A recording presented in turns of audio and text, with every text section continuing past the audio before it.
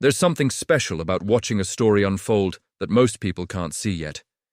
In sports, we're often so fixated on the scoreboard, on the highlight reel goals, on the conventional narratives that we miss the deeper currents shaping everything beneath the surface. Before we dive into today's fascinating revelation, take a quick second to hit that subscribe button and ring that notification bell. This channel is where the real hockey stories get told, the ones you won't hear anywhere else. You know what fascinates me most about hockey?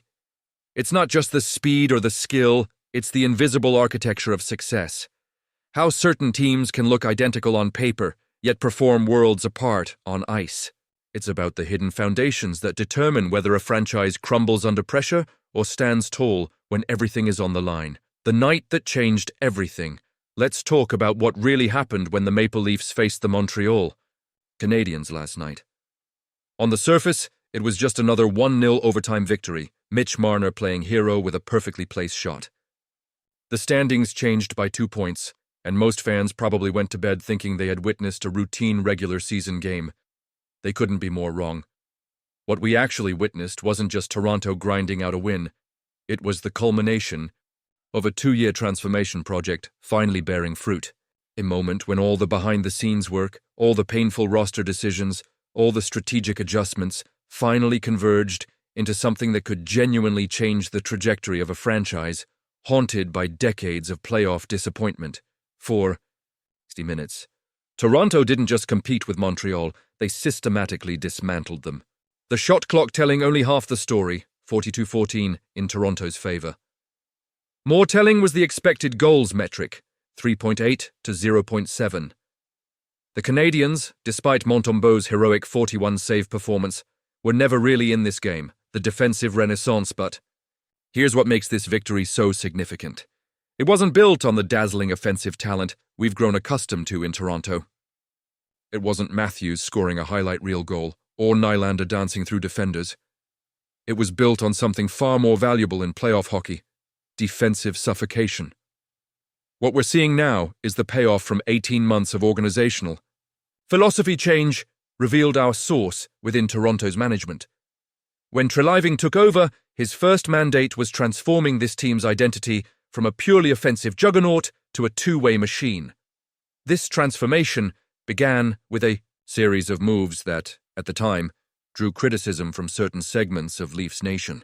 Trading for Ryan O'Reilly last season, acquiring Jake McCabe from Chicago, signing Tyler Bertuzzi, Max Domi, and John Klingberg in free agency. Then, when Klingberg's injury created cap flexibility, pivoting to add defensive stalwarts Chris Tanev and Oliver Ekman-Larsson at the deadline.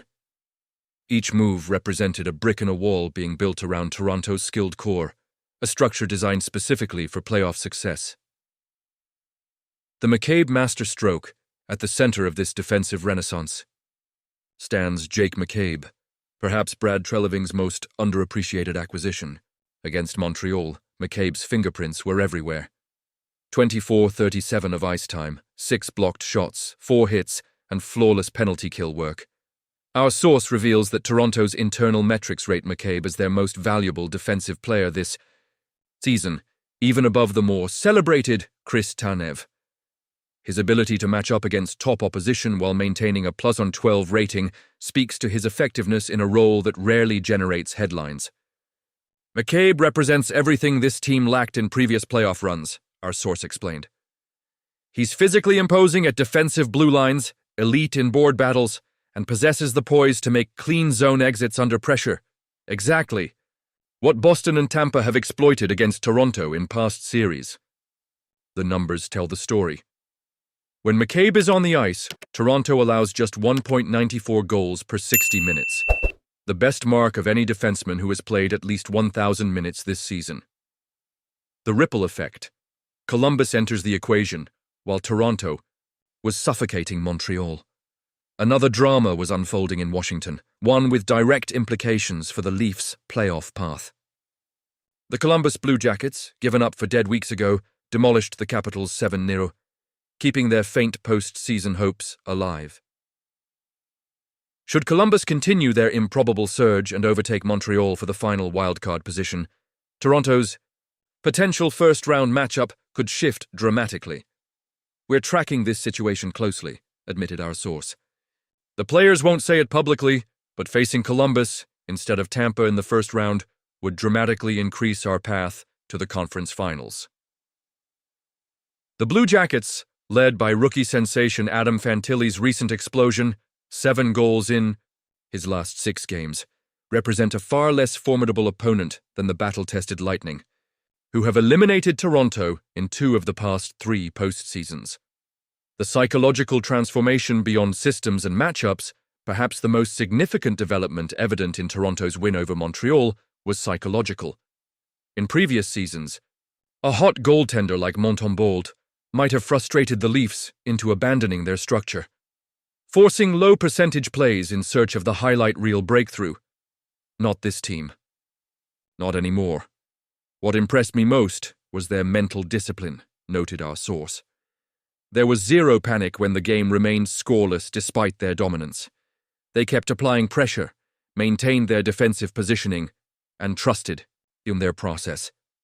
This patience, this willingness to play the long game, represents a dramatic shift from previous iterations of the Leafs that would often sacrifice defensive responsibility when offensive production didn't come easily. In the overtime frame, this newfound maturity was on full display. Instead of risky pinches or desperate individual efforts, Toronto methodically manipulated Montreal's defensive coverage until Marner found himself alone with time and space, the exact scenario their structured approach was designed to create. Thiffy. Architect's vision, Keefe's vindication for head coach Sheldon Keefe. The victory represents vindication for a system he has stubbornly implemented despite external criticism. After Toronto's playoff exit last season, Keefe faced significant pressure from certain media voices calling for his dismissal. Instead, Treliving doubled down on Keefe's vision, providing him with players better suited to execute his balanced approach. Sheldon has been preaching this exact style of hockey for 3 years, our source revealed. The difference now is having players who can actually execute it consistently. McCabe, Tanev, Ekman-Larsson. These aren't just good defensive players. They're intelligent hockey minds who understand situational play. The results speak for themselves. Toronto now ranks 7th in goals against per game, 2.73, their best defensive performance in over a decade. More impressively, they've maintained this defensive improvement without sacrificing offensive production, still ranking 4th in goals scored per game, 3.62. The blueprint for playoff success. So what does all this mean for Toronto's playoff aspirations? Our source within the organization believes the Montreal game represents the exact blueprint they'll need to finally overcome their first-round demons. That performance, controlling play, limiting high-danger chances against, maintaining patience against a hot goaltender, that's playoff hockey, our source emphasized. The days of trying to outscore our defensive lapses are over. The statistics support this assertion. In playoff hockey, where scoring typically decreases by approximately 15%, defensive structure becomes paramount. In each of the past 5 Stanley Cup finals, both participants ranked in the top 10 in defensive metrics during the regular season. What's particularly encouraging for Toronto is how they dominated Montreal while missing 2 key defensemen in Timothy Liljegren and Mark Giordano. With both expected to return before the playoffs, Toronto's defensive depth will be even more imposing. The McCabe factor, Chicago's gift that keeps giving. Perhaps the most underappreciated aspect of Toronto's transformation traces back to that February 2023 trade with Chicago that brought Jake McCabe to Toronto. At the time, surrendering first and second round picks for McCabe and Sam Lafferty seemed like a steep price. In retrospect, it might be the most important move of the Dubas era. The McCabe acquisition changed our entire defensive identity, our source confirmed. He's the defensive conscience of this team, the player who holds others accountable in meetings, who demonstrates the little details that win tight playoff games. Beyond his on-ice contributions, McCabe's leadership has transformed Toronto's defensive culture. Our source revealed that McCabe leads defensive film sessions, challenging even stars like Matthews and Marner to improve their defensive positioning. The results have been dramatic. Matthews, always an underrated defensive center, now ranks 6th among all NHL forwards in defensive goals above replacement. Marner has transformed into one of the league's premier penalty killers. Even the defensively maligned William Nylander has improved his back-checking and positioning in defensive zone coverage. This cultural shift, this elevation of defensive commitment to equal status with offensive creativity, represents the true breakthrough in Toronto's evolution. The final piece, playoff implications. As the regular season winds down, Toronto sits in a position they haven't experienced in recent memory. Genuine belief. Not the fragile hope that has characterized previous playoff runs, but legitimate confidence built on tangible evidence that they can win the tight, low-scoring games that define postseason success. There's a different feeling in that room now, our source revealed. They're not just saying the right things about defense and commitment, they're proving it night after night. They've developed the calluses you need for a deep playoff run, with potential first-round matchups against Tampa Bay, Boston, or possibly Columbus. Toronto's defensive transformation couldn't have come at a more crucial time. Their ability to neutralize high-powered offenses while maintaining their own scoring touch makes them a far more dangerous playoff opponent than in previous years.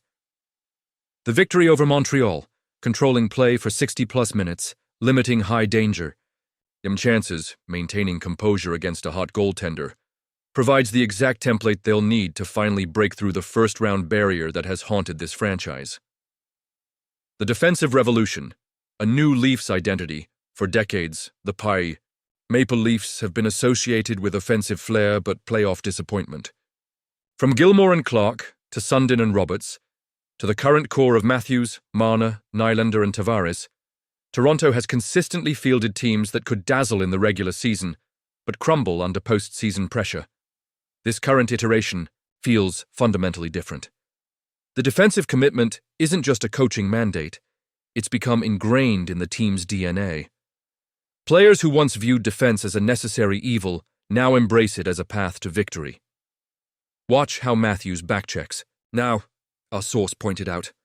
Watch how Nylander battles along the boards in his own zone. Watch how Marner positions himself in shooting lanes on the penalty kill. These aren't just token efforts, they're passionate commitments to the defensive side of the game.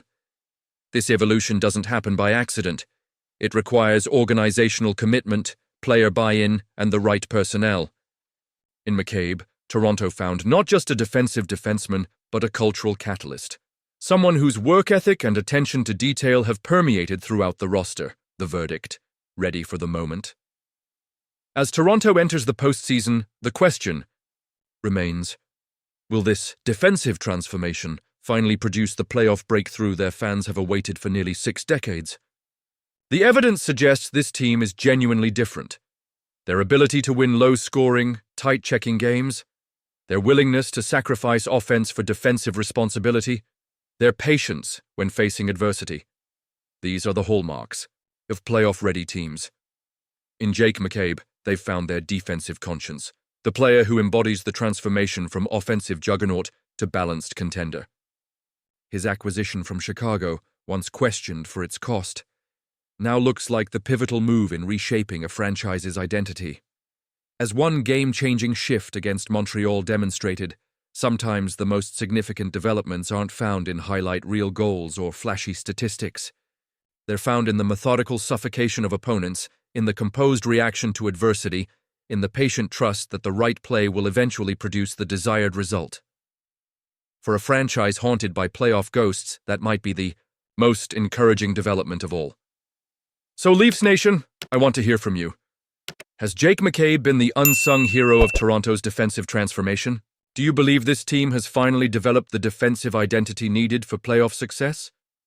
Drop your thoughts in the comments below on whether McCabe's impact justifies the first and second round picks Toronto surrendered to acquire him from Chicago.